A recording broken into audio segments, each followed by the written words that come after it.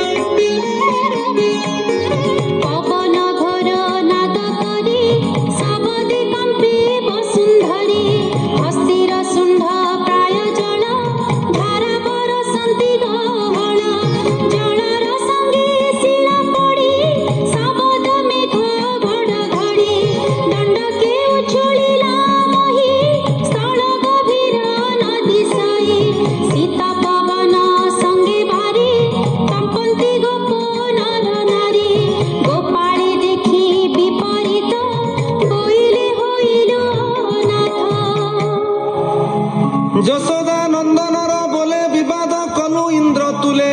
বাল বচন সত্য করি অনাথ হেলু গোপপুরী কাহারে পশিবু শরণ কালে হইলা মরণ অনাথ হইলু গোকুল ডাকন্তি রখ আদি মূল হে কৃষ্ণ তোর বল করি নিশ্চে বুড়িলা গোপ শিরি গোরুয়ে শিলা জলে কম্পি কৃষ্ণଙ୍କୁ ଚାହାନ୍ତି ନିରପି ଲାଞ୍ଜ ଆଚ୍ଛାଦି ମୁଖ ଦେଶେ ମିଳିଲେ ଗୋବିନ୍ଦର ପାଶେ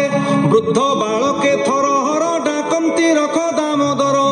ତୋରେ ଶରଣ ଗୋପପୁର ତୁନାଥ ଆମ୍ଭ ବଳିଆର ତୁନାଥ ଆମ୍ଭର ପରାଣ ତୋ ବୋଲେ ଗଲା ଆମ୍ଭ ପ୍ରାଣ ଥୋକେ ବୋଲନ୍ତି କୃଷ୍ଣ ବୋଲେ ବିବାଦ କଲୁ ଇନ୍ଦ୍ର ତୁଲେ ଏ କାହିଁ ରଖିବ ଗୋକୁଳ ମନୁଷ୍ୟ ଜନ୍ମ ନନ୍ଦ ବାଳ ସକଳେ ହୋଇଲୁ ନିରେଖ ଡାକନ୍ତି ନାରାୟଣ ରଖ ଏ ତ ଋତୁ ବରଷଣ ପ୍ରଚଣ୍ଡ ପବନ ପାଷାଣ ବରଷା ଋତୁ ଏ ନୁହଁ ଇନ୍ଦ୍ର ବରଷେ କୋପ ବହି ବାସବ ମୋତେ ନ ଜାଣଇ ମନୁଷ୍ୟ ପ୍ରାୟ କମଣଇ ମୋହର ଜୀବନ ଗୋକୁଳ ଏହାଙ୍କୁ କରଇ ବିକଳ ମୋତେ ସେ କଲା ଏଡ଼େ କର୍ମ ଭଳେ ହୋଇଲା ମତି ଭ୍ରମ ପୂର୍ବେ ଅଛି ତପଦାହି ମୋହର ପାଦେ ଚିତ୍ତ ଦେଇ କେମନ୍ତେ ନାସିବି ସମ୍ପଦ ମୋହର ଦେଲା ଇନ୍ଦ୍ରପଦ ଏହାର ଗର୍ବ ଆଜ ନାସି ପୁଣି ମୁଁ ସ୍ଥାପିବି ଆଶ୍ୱାସୀ ମୋହର ଭାବ ଯେ ଜାଣଇ ତାହାର ଦେହେ ଗର୍ବ ନାହିଁ ଗର୍ବ ଗଞ୍ଜନେ ବାନାମର ଦୁଷ୍ଟ ଦଳନେ ଅବତାର ମୋର ସମ୍ପଦ ଗୋପପୁରୀ ମୁହିଁ ସେ ଗୋପପୁର ସିରି ମତେ ମାରିବ ବୋଲି କୋପେ ଇନ୍ଦ୍ର ହିଁ ଆସି ଅଛି ଗୋପେ ଐରାବତ ସେ ଆରୋହି ବଜ୍ର ମାରଇ ମତେ ଚାହିଁ ଆଜ ମୁଁ ରଖିବି ଗୋକୁଳ କେଶହୁ ଗୋରୁଙ୍କ ବିକଳ ହେମନ୍ତ ବିଚାରି ଅନନ୍ତ ବଢାଇ ଦେଲେ ବାମ ହସ୍ତ ପର୍ବତ ଥିଲା ନଦୀ ତୀରେ ଗୋବିନ୍ଦ ଉପାଡ଼ିଲେ ହେଳେ ଅଚଳ ମୃତବନ୍ତ ହୋଇ ଶ୍ରୀଭୁଜେ ବସିଲା କଜାଇ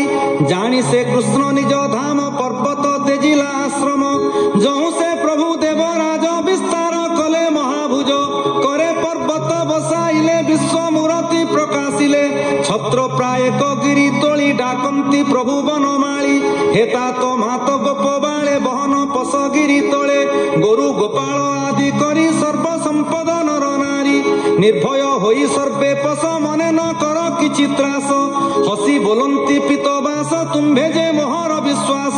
মোহর করে গিরি থিব তুম্ভ উপরে ন পড়িব পুষ্প হুঁ উচ্ছ্বাসটি মতে তুম্ভে ন যাও অপরতে তুম্ভর হিতে গিরি বরে দেখ তোলিলি বাম করে তুম্ভে যে মলে হত্যা মোর কহন্তি প্রভু দামোদর তুম্ভর হিতে মোহ দেহি জন্মিছি নর দেহ বহি মোহর ବୋଲେ ଯଜ୍ଞ ଭାଜି ଏବେ ହୋଇଲେ ଇନ୍ଦ୍ରେ ଗଞ୍ଜି ମୁଁ ଆଜ ରଖିବି ତୁମ୍ଭଙ୍କୁ କିମ୍ପାଇ ଡର ବା ସବକୁ ନିର୍ଭୟ ଚିତ୍ତେ ସର୍ବେ ପଶ ପର୍ବତ ବଡ଼ଇ ଉଶ୍ୱାସ ଭୃତ୍ୟଙ୍କ ଛଳେ ନର ହରି ତୋଳିଲେ